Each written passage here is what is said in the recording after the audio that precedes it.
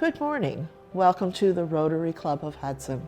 My name is Marilyn Orr, President of the club, and we are thrilled to have you join us today. This meeting broadcast is available on HCTV, as well as our Rotary of Hudson YouTube channel and Facebook. Our club meets weekly using this digital platform, Zoom. When we meet in person, it's at Laurel Lake Retirement Community for breakfast. We hope to get back to that soon. We meet most Wednesday mornings from 7:15 to 8:30 a.m. So come out to join us for a meeting. We would love to have you as a guest. To learn more about Rotary, our club, and the impact we are having on our local community and the world, please visit our website, rotaryhudson.org. So enjoy this meeting today and help us share the message that Rotary opens doors of opportunity.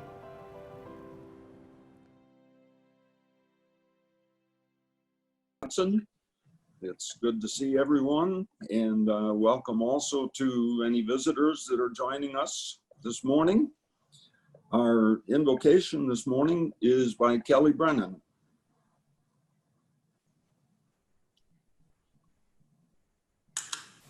And unmute. Good morning, everyone. We're going to sort of take a different path this morning. We'll lighten things up a little bit since all we tend to have to talk about is things that are a little heavy.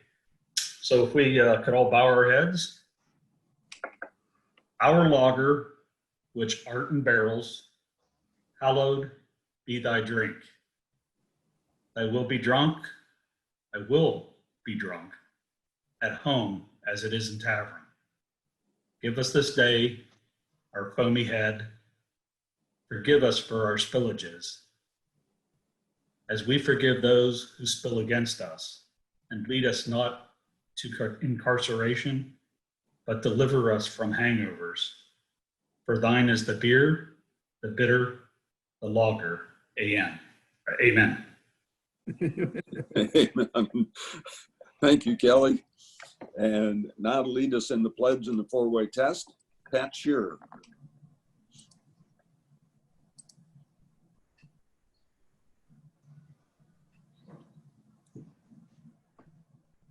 I pledge allegiance to the flag of the United States of America and to the republic which it stands, one nation, under God, indivisible, with liberty and justice for all. The four-way test of the things we think, say, and do. Number one, is it the truth?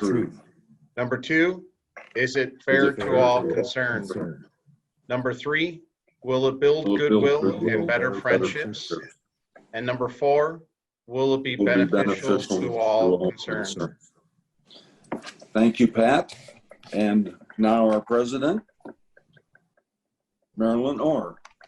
Good morning, Rotarians. It's a lovely day outside and it promises to be lovely for the remainder of the week. So it's very fortunate that we live here in Northeast Ohio where we're not suffering the heat of Death Valley, California. Today we're going to open with our business spotlight and we're looking at Gwendolyn Elizabeth. Good morning, Lisa. This is Lisa. Good morning. With the Carson Group. She'll share with us today how their local shop, Gwendolyn Elizabeth, which is on Streetsboro, not far from Perkins, how they took a proactive approach to the pandemic, changing their product lines. Lisa, take it away.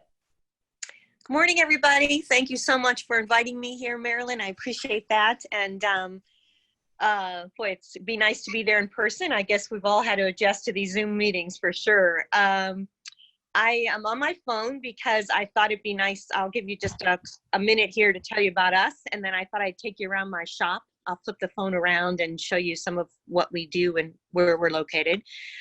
We are at 126 West Streetsboro. We're in the Acme Plaza. So our back door opens up to the Perkins parking lot. And then our front yard has a little courtyard area right next to Great Clips is where we're located. We've been in business 6 years, which when I say that, it's hard to even imagine. But Gwendolyn Elizabeth is our daughter. And her and I started this company together 6 years ago. She was always making things in my kitchen, and she wanted to earn some extra money. And we started out with, we'd give her one room in our building here, and then that one room turned to two, and then mom and dad and the family got involved, and before you knew it, we had a second family business going on. So she stays pretty involved. She's 20 years old only at the moment, and she was studying to be a ballerina and grew to be 6 foot tall and broke her ankles, and as a result went a different path and is now a New York fashion model. So making lemonade out of lemons, I guess, at that point in her life. And she's still, I laugh all the time, she's kind of chairman of the board at this point, because she still has these great ideas. I'm still trying to come up with a recipe for face masks at the moment. But so we do bath, body, and candle products here in Hudson. And during the pandemic, which was just when it first started, I should say, tough time for everybody, all small businesses for sure. But we have been making hand sanitizer and soap products for 6 years. So we were able to stay open during that time period because of the making of the sanitizer and soap. And I feel like it was at a moment when probably more people got to know about Gwen Elizabeth than ever before. We're a little off the beaten path. We don't get a lot of foot traffic over here.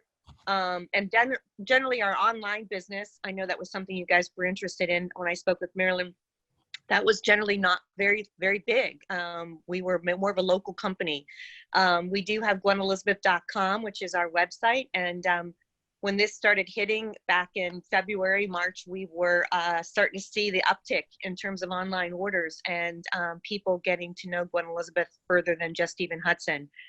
So our family worked really hard, many hours, making lots of products and sanitizer and trying to keep the business going during that time. And we stayed open. We stayed open through the whole time that a lot of businesses were shut down, hoping to just continue with our product line.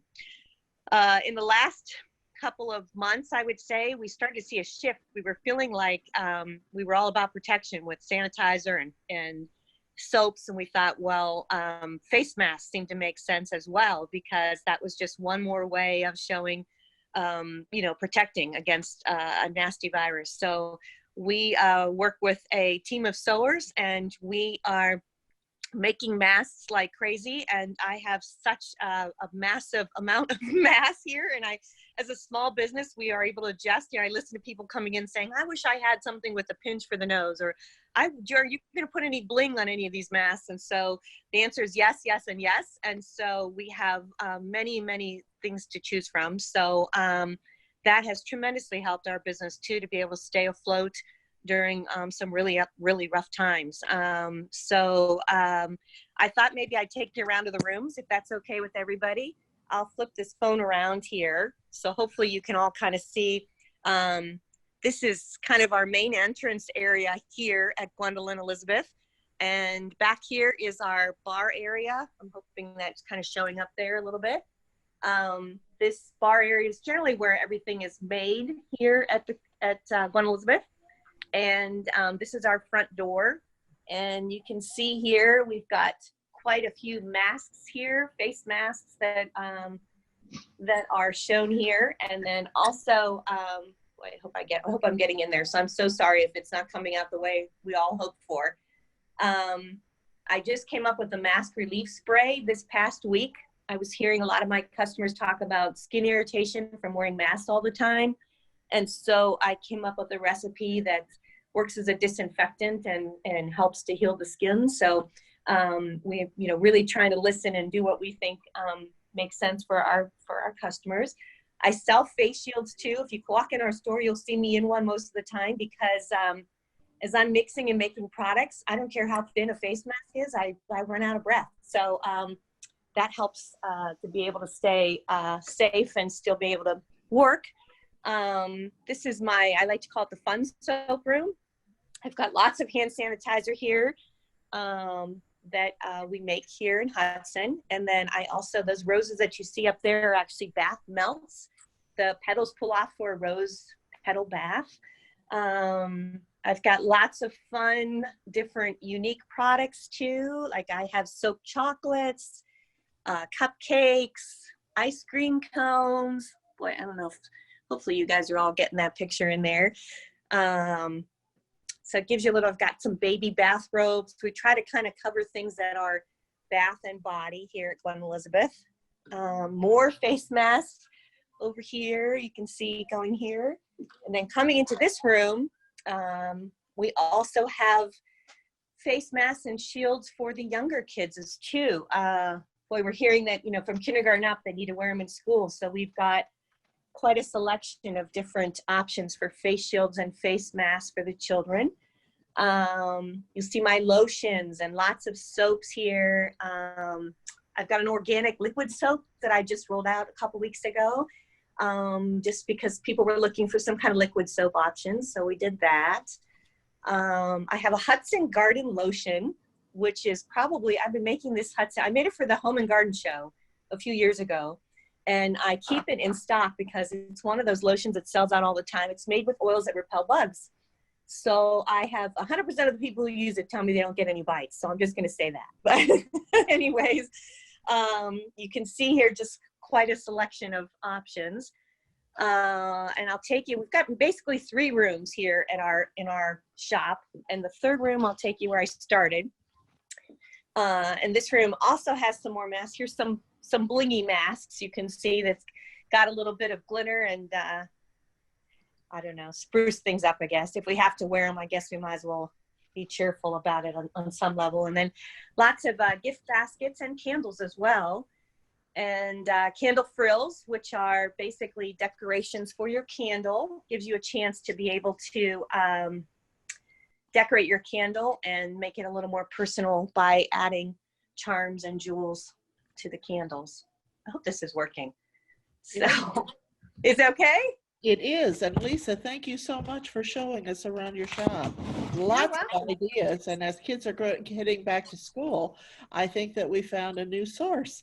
So, well, I appreciate it. Thank you so much. It was just a pleasure to be able to meet new people and have a chance to talk about our shop. We work very hard. We're just like every other small business in town. Everybody's trying to do what they can to make a living, and small business definitely gets hit harder. It's nice to see the stock market going up. It's nice to see all those things happening for big business, but for the restaurants and the small business owners, I know we're all trying to work very hard. So it's any chance to be able to talk about it is a blessing. So thank you so much. Well, I'm really pleased to see that you have face shields for younger children. I do. I have not seen that elsewhere, so I think I'll be stopping by. Okay. Well, thank you so much. Got a kindergartner, so it's interesting at our house. Oh. I'm really pleased to report that the EMS Outreach Project has surpassed $24,000 in their goal of raising $25,000 in their efforts to purchase the 90-day stockpile of personal protective equipment.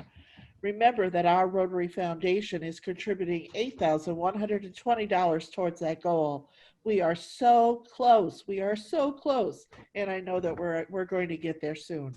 So look for the big check to come out in early September and the publicity to hit the hub. And thank you to all of the Rotarians. I thank you very, very much for your participation in this project. Well, today we're going to continue with the focus on education. And this week, we're going to bring it on home as we talk about the state of local education. So John Adams, would you please unmute and let's get this program started. Thank you. Good morning, everyone. Morning, Rotarians. Thank you, Marilyn, for the opportunity here. I'm really excited about the opportunity for our one of our own, Phil Herman, to present to us on the theme of education. I asked Phil to send me over his bio, and I think many people may know he got his bachelor's at The Ohio State and his master's at Ashland, and has had many different capacities to land in the superintendent role now in Hudson. And he's been here in that role since 2013. But as I was reviewing what Phil sent me that stood out that I thought Rotarians might be most interested in is he is the 4th generation of his family to live in the exact same property in Stowe. How cool is that? I think that's really neat. Married to his wife, Lisa, daughter, Olivia, a sophomore at Ohio State, and his son Hayden, who is a high school junior. So imagine Hayden in high school where his dad is the superintendent. He gets away with nothing, I'm sure. So with that, I'm going to introduce our friend and fellow Rotarian, Phil Herman. Take it away, Phil. Morning, everyone. Thanks, John. Because we are fourth generation, or Hayden is fifth generation on the same property in Stowe, he's actually in Stowe school. So he spares the fact that his dad is not superintendent of school. So he's fortunate there. He gets off the hook. However, his dad does collaborate and knows the Stowe superintendent well. So he's not slipping anything through there.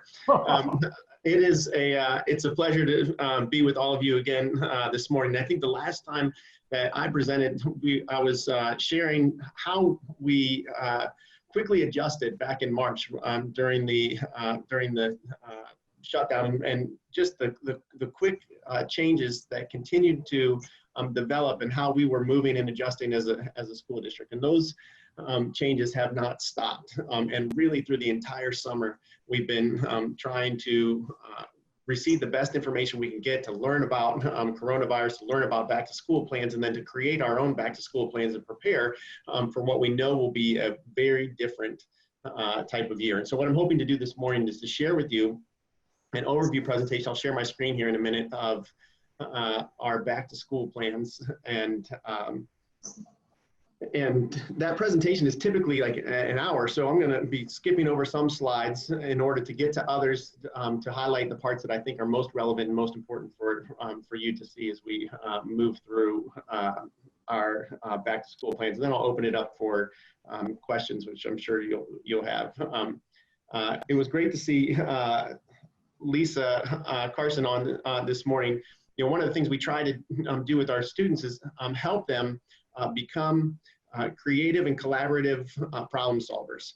And that's in today's world, at the pace of change that we see over and over and over, we know that if we don't provide those opportunities for our students, then we are doing them a disservice to learn how to become collaborative problem solvers. And Lisa was a great example of a community member who's doing just that this morning. So I appreciated her presentation. And as soon as we hop off, I apologize, I'm double booked this morning. I'm supposed to be at new teacher orientation shortly. So as soon as we're done with any of your questions, I'm gonna hop off the call as well. But in the meantime, let's go ahead and I'm gonna try to share my screen. Let's see here if I can get that up.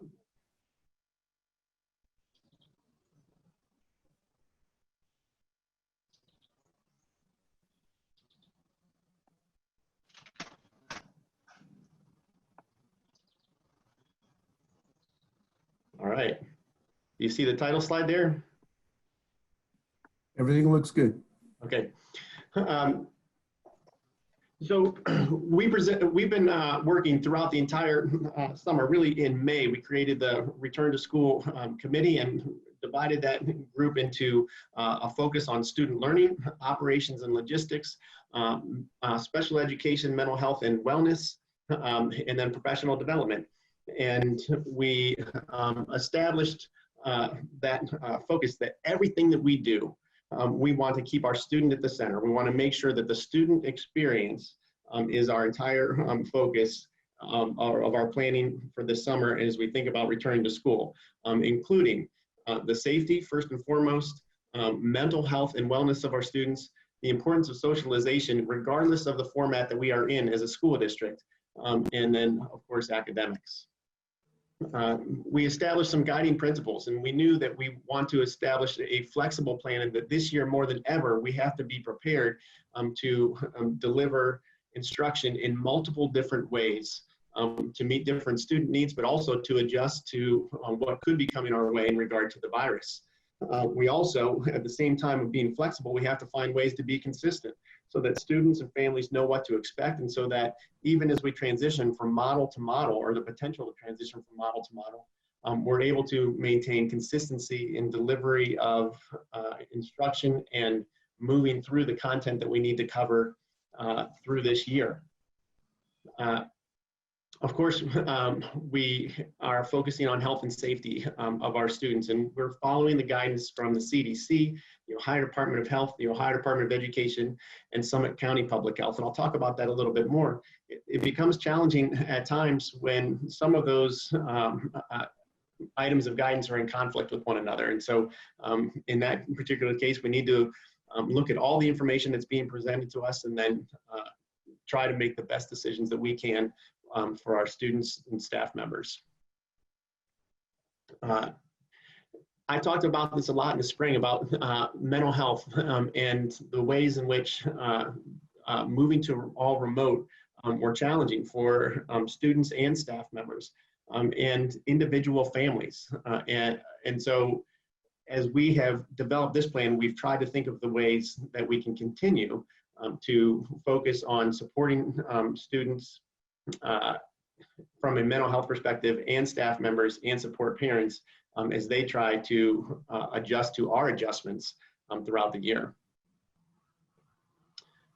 And then of course, there are so many components to think about in terms of operations and logistics for a school district of about 4,700 students and how we are going to social distance, how we're going to practice health, hygiene, and face coverings, our clinic protocols, our cleaning procedures, child nutrition and family assistance, transportation and visitor protocols. We want to make sure that we're providing the resources necessary in order to do those things while still being fiscally responsible.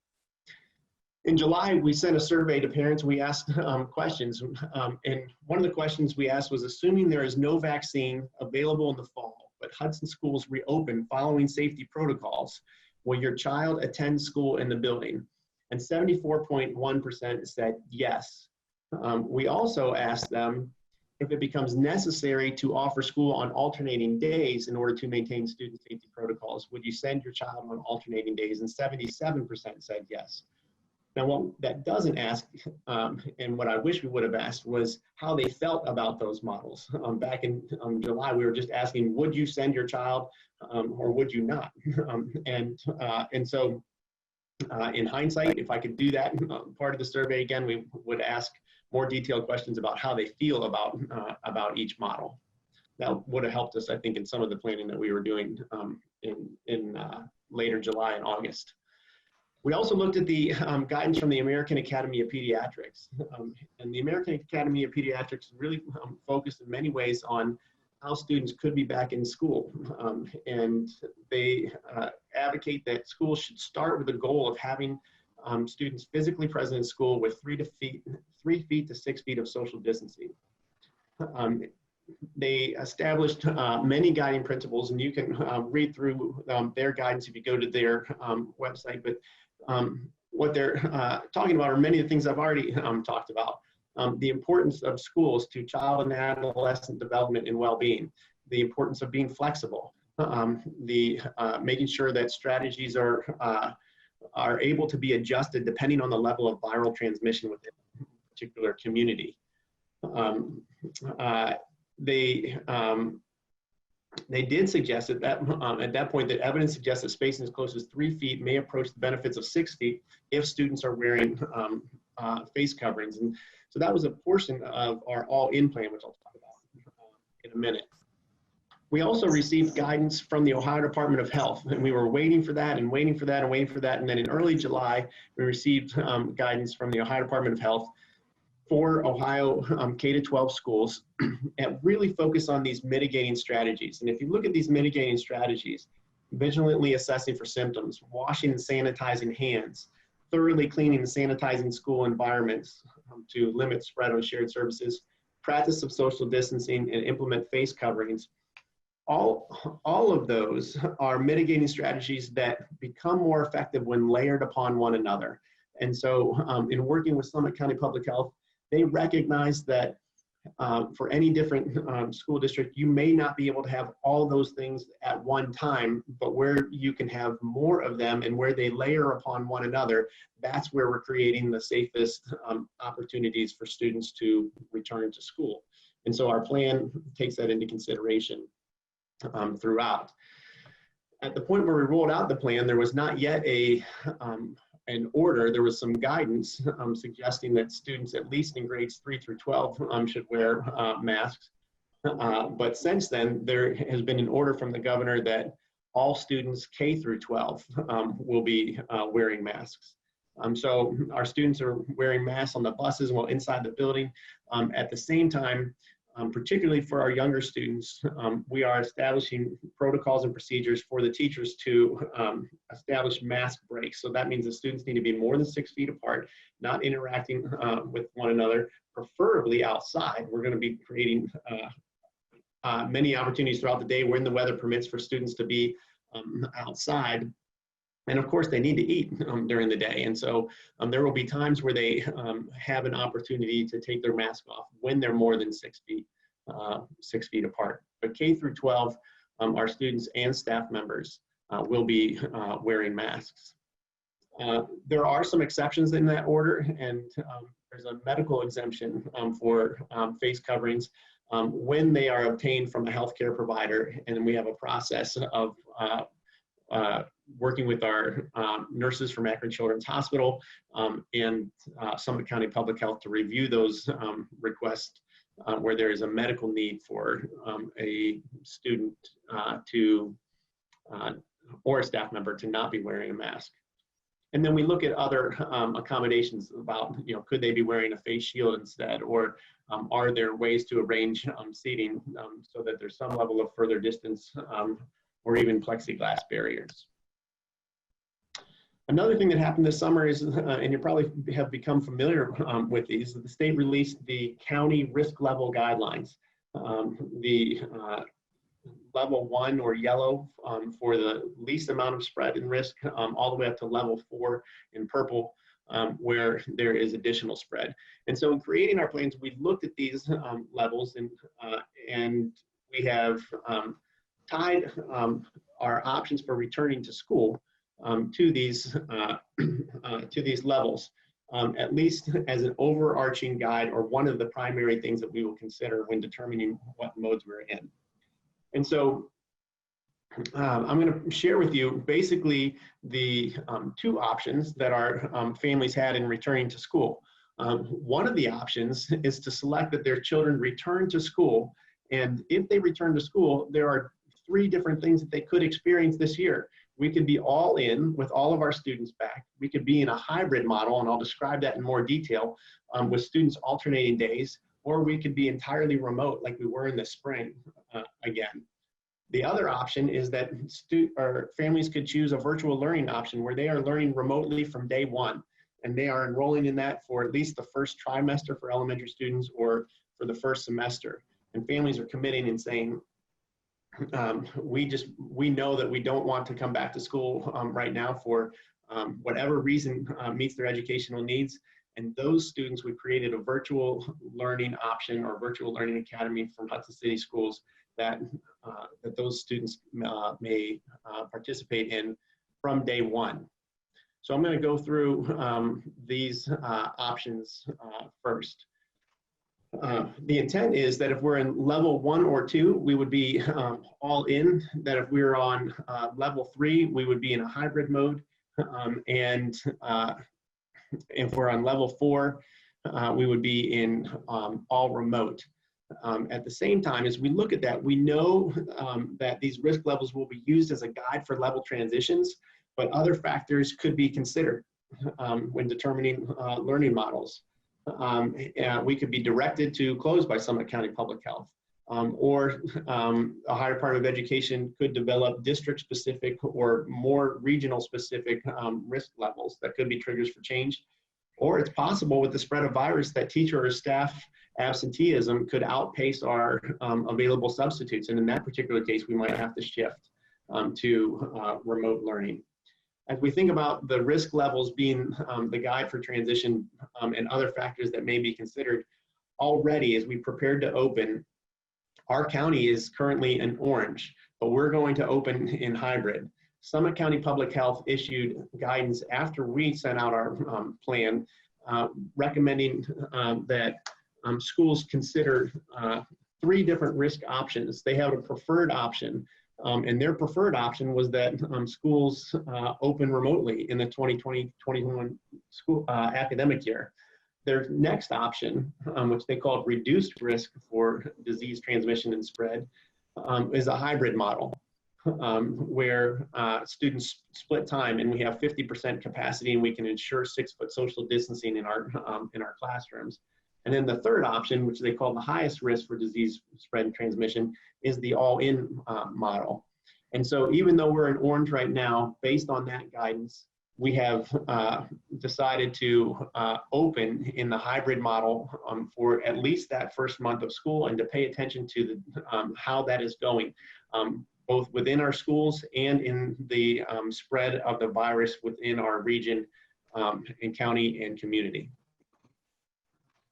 And so when we are all in, that's all students in school every day with 3 feet social distancing, Monday through Friday. And when we talk about 3 feet social distancing, we spent a tremendous amount of time in June and July trying to figure out, are there ways that we could schedule and structure our buildings in order to have all students in at 6-foot social distancing. We set up classrooms in gyms.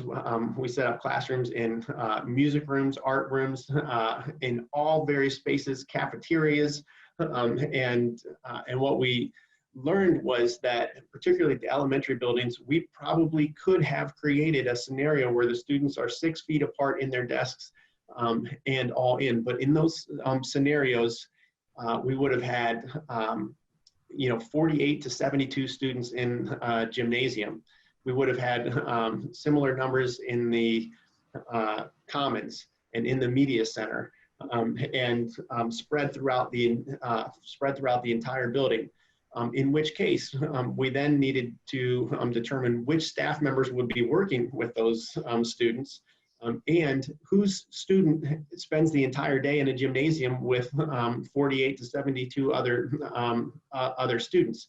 What we began to realize that when we were creating a scenario that technically was 6 feet physical distance from one another, it was going to be a very bad situation for our students instructionally and mental health wise in terms of what their experience would be like through the day. And if you remember, I asked our staff members and our team members working on these plans to stay focused on what is the student experience? What does this mean for our kids?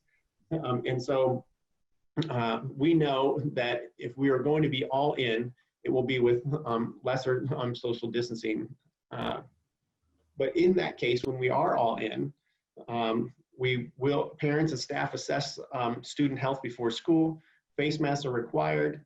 We have student entrances and exits assigned. Hand sanitizers have been placed at every entrance and common area. We increase hand washing. We have enhanced disinfecting of supplies.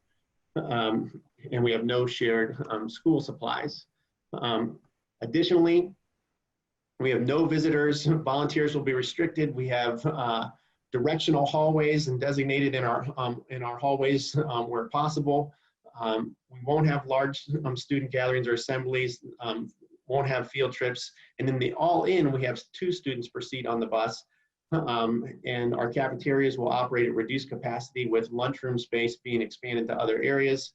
And HCER before and after care will be operational with modifications. The next model is the hybrid model, and this is how we are opening on August 31st.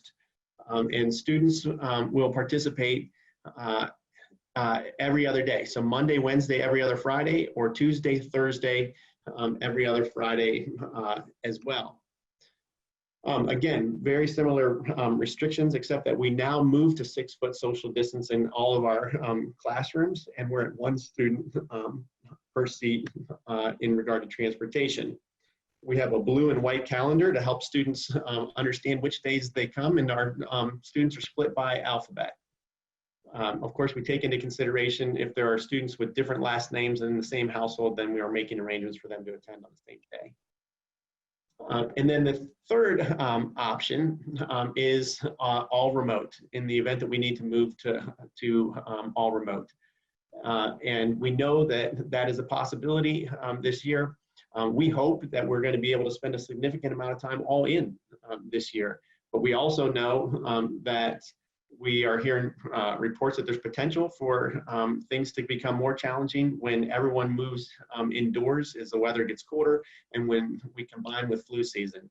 And so we are preparing to transition to all remote should we need to. When we transition to all remote, our academic expectations are in full force regarding grading and report cards. And we continue to take attendance. The student code of conduct continues to apply. And we have created schedules that are much different than the spring.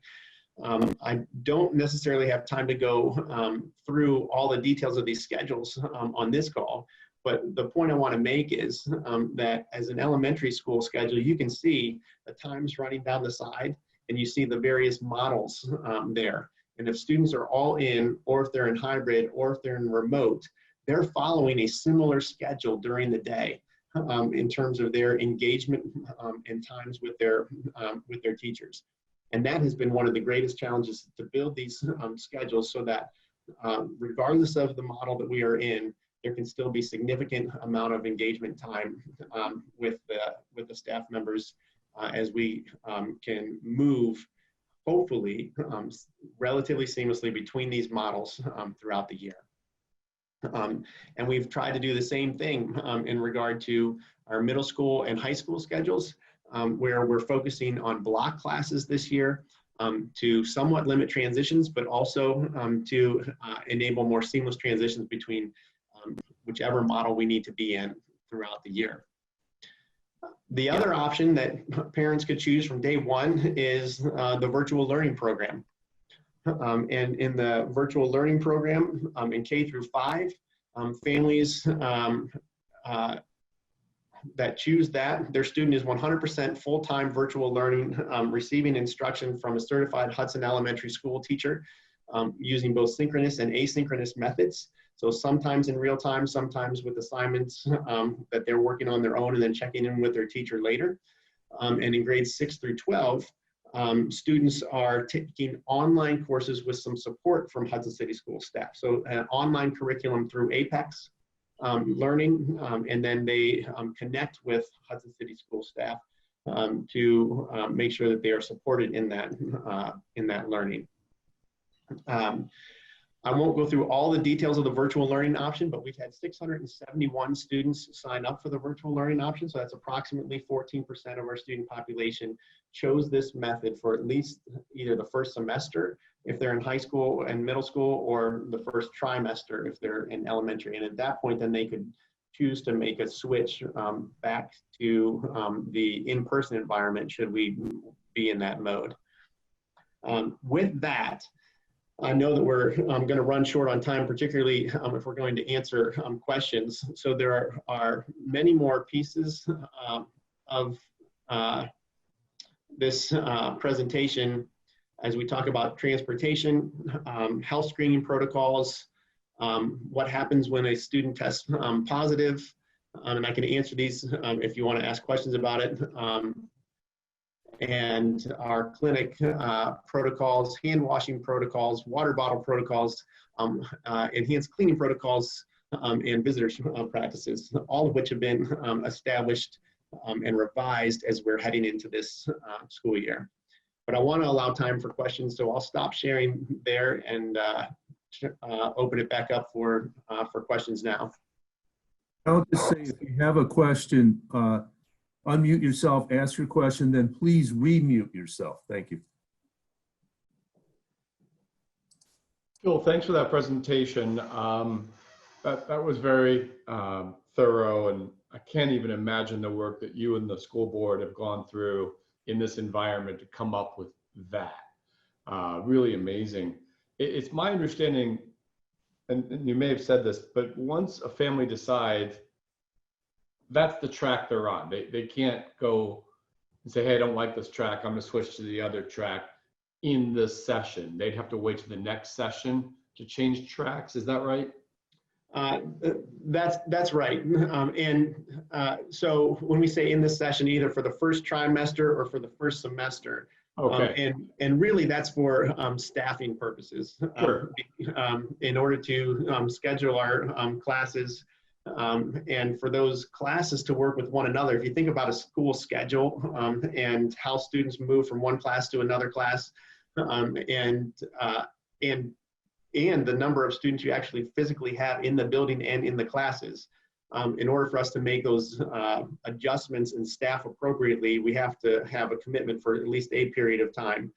Then we don't want students to have to commit that to an entire year. And so at logical breakpoints, we will make those adjustments. So, rightfully so. I mean, the focus is on the students and their learning. And you did mention staff. Just because of work that I do with other institutions, let me ask you, how is the staff feeling? I'm imagining a tremendous level of apprehension on the part of the instructors, the teachers. I don't want to say to put their lives on the line here, but to come back to the classroom as the superintendent. How are you dealing with that issue, or how big of an issue is that? Right. So overall, our teachers and our support staff have been incredibly cooperative and inspirational, really, throughout this entire process through March. As you can imagine, we have approximately 645 full-time equivalent staff members, and that means if you add up all the part-time, it comes to 645. So we're talking about over 700 people, with any group that size, there's going to be a continuum of feelings about this, from individuals who feel completely comfortable coming back to others who are expressing strong apprehension.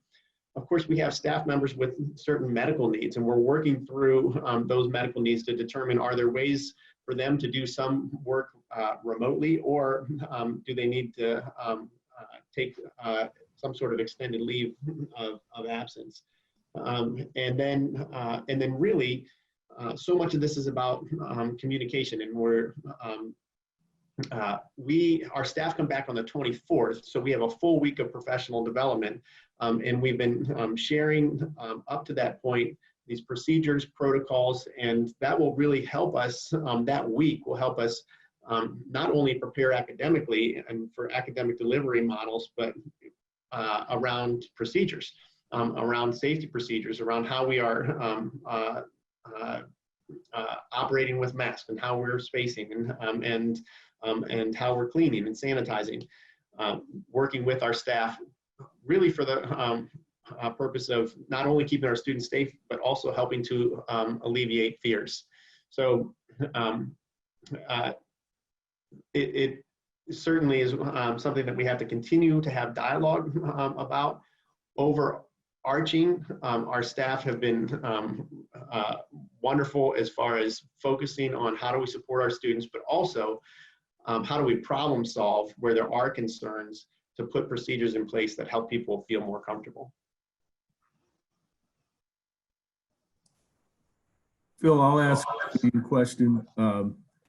So since a lot of this is dependent on the threat level within the county and within our community, how important is it that the Hudson community as a whole practice safe practices, not have large parties or gatherings that are, unmasked and close together? Sure. I mean, we see that over and over and over again as far as the guidance that we know that we can make a difference in limiting the spread of the virus in terms of our behaviors as adults. And the more that we can limit the spread of the virus, the better off it's going to be for our students as we try to have them in school for extended periods of time. The mask orders in the state have made a difference. If you look at the state trends prior to the mask orders versus after the mask orders, in the places where masks are more prevalent, we know that we're limiting the spread of the virus. And so those same safety protocols of checking for our symptoms, cleaning and sanitizing, washing our hands, and using hand sanitizers, wearing masks, and 6-foot social distancing that are being applied to schools can apply in all of our lives. And the better off that we do with that as adults, the more likely it is that we're going to be able to have our students in school for a longer period of time this year. Bill, it's Bill Wooldridge. One of the really great distinguishing offerings of the Hudson City Schools is the service learning class. What's happening there? Yeah, it's different this year, and we're still, Bill, working through what it's going to look like. One of the challenges is many of the sites where our students went to do their work, they're either not able to go because of their own safety protocols, or because we don't feel like we can meet the safety protocols acceptable for our students. So our service learning students are still going to be engaged in service, but we are adjusting and seeking service opportunities for those students that will look different than the typical sites where they have gone in the past.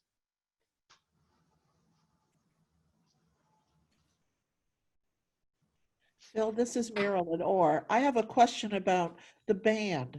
It's a very popular program for our students. What's happening with the band?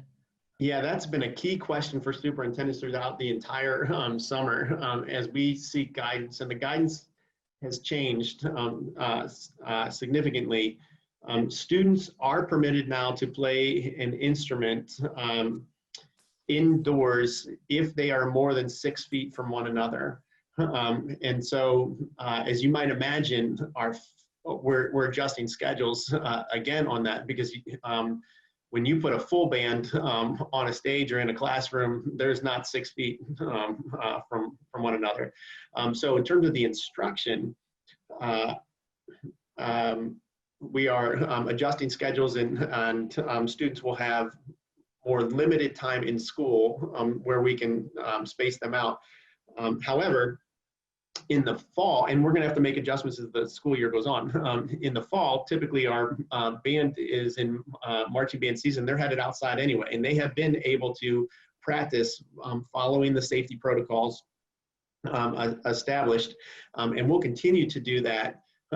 We are working on outdoor choir spaces, outdoor band spaces, because we know where we can be outdoors, it's better for all in terms of the air circulation, and where we can spread out. So we're just continuing to work with the Ohio Department of Health and Summit County Public Health to make sure that we are establishing and sort of creatively problem solving based on the guidance that we're getting, ways for students to still engage. The fact of the matter is, and it's been hard for me to accept this as the summer goes on, I keep comparing everything that we're doing to our traditional school model. And I find myself getting frustrated over and over and over again. And what I'm having to remind myself is it's not going to be the same. And so we have to make it as good as we can make it given these circumstances, but it's not going to be as good as the traditional school model when we're all in without that virus. But I'm inspired by the ways that staff members and students continue to find creative suggestions to say, okay, we can't do it that way, but we can do it this way in order to participate in so many of those activities they love to do. Phil, I have. Let me ask a question. I'll make it quick. Given the governor's guidelines yesterday and sort of following up in the band, what guidelines do you have for your extracurricular athletic programs? Right, so the governor did speak yesterday some to athletics, saying that there will be orders issued today. And he referenced many times, you need to see those orders, you need to see those orders regarding contact sports. We already know that non-contact sports are able to move forward. They have been moving forward, beginning school to school competition in golf, tennis, volleyball, cross-country dual meets only, and those have been proceeding. All of our teams have been practicing since June, following the safety protocols that have been established for schools. And then what we were waiting for is this guidance on contact sports. And what he indicated yesterday is that contact sports may proceed. They also indicated that schools could choose to run a spring season for contact sports. And that we would receive orders from the Ohio Department of Health that if you move forward with contact sports, here are the ways in which you must do it. And so what we haven't seen yet is the orders, and those are coming today. And so we'll be analyzing the orders and saying, Are we able to put those procedures in place? And is there anything more restrictive than those orders that we feel should be necessary in order to allow students to safely participate in those activities? Again, we have the benefit of the season right now being outdoor, which is helpful. And so we're going to analyze those orders today, and then we'll make decisions about, are we able to fully follow those orders and put the procedures in place to make sure that we're meeting every single criteria, and is there any place we want to be more restrictive? Phil, before you get another question, I just want to say, as a grandma of 2 Hudson students, they are excited about even coming back as hybrid. So I know it's hard for you, but the kids appreciate it. Well, we are excited to have them back. We haven't really had students, other than the beginning activities of the band or athletics. I mean, we haven't had students back in our buildings for academic instruction since March, and that is such a long time. And we are inspired by students. We're motivated by them, and we are excited to have them back in some capacity. And they're excited about the open house.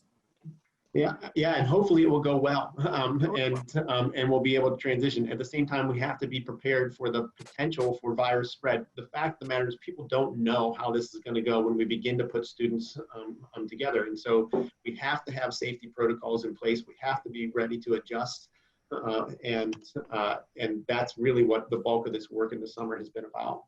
Good job. Good job.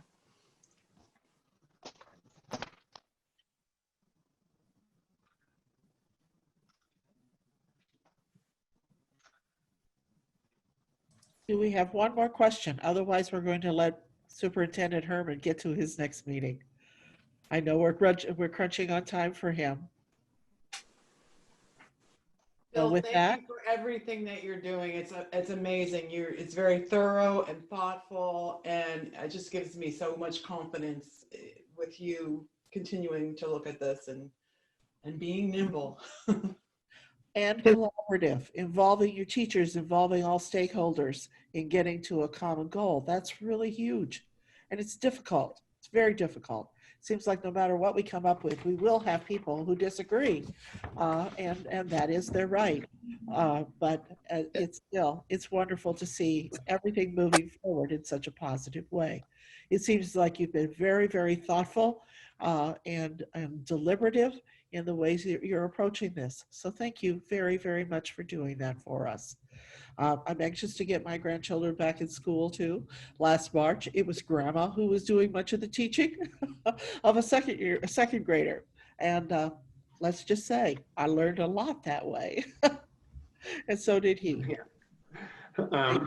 Well, we know that when we're not fully in, that there are challenges for families and parents and grandparents, and I am hopeful that we can move forward cautiously, and establish procedures that are going well, and eventually transition to all in. If that doesn't work, we'll be prepared to adjust. But I'm grateful for the support always of the Rotary. I got to say, this morning it was absolutely refreshing. My mind has been focused on these plans, and really of addressing the concerns of those that have voiced them over recent weeks. And it was just refreshing to see so many smiling faces and see all of you greeting one another and greeting me so warmly. So thank you for that. And John, thank you for the invitation to speak today. I appreciate it. Thank you very much. We're all looking forward to school starting back up again. Well, let's close out as we traditionally have. We might be just a minute or two early on this, but this day in history. In 1848, the New York Herald broke the news to the East Coast of the United States of the discovery of gold in California, starting the gold rush. The actual discovery was on January 24th of 1948, but by March, the news had reached San Francisco. But it was the New York Herald that opened the floodgates, and the world rushed in. Now, we have certainly compressed the time period between the release of news and our reception of it. So that it's amazing how that must have been. In 1934, the first All-American Soapbox Derby was held in Dayton, Ohio. The national winner was Robert Turner of Muncie, Indiana, who made his car from the wood of a saloon bar. In 1935, the race was moved to Dayton, from Dayton to Akron, Ohio, where they found a better hill. In 2004, Google began trading on the NASDAQ stock market, ending the day up $15.34 at $100.34. It closed yesterday at $1,558.60. For me, another opportunity lost. And of course, I can't let this day end without talking about yesterday. In 1920, the state of Tennessee passed the 19th Amendment to the U.S. Constitution, becoming the 36th state to ratify the vote for women. And it all passed on the final vote from a 22-year-old representative, Harry T. Byrne, who had been poised to vote no until he received a letter from his mother. So my closing advice is, always remember the lessons from your mama. So go ahead and have a great day. Get out, get some exercise, call a friend, reach out, and let's open doors today to others within our community. Have a great day. See you later.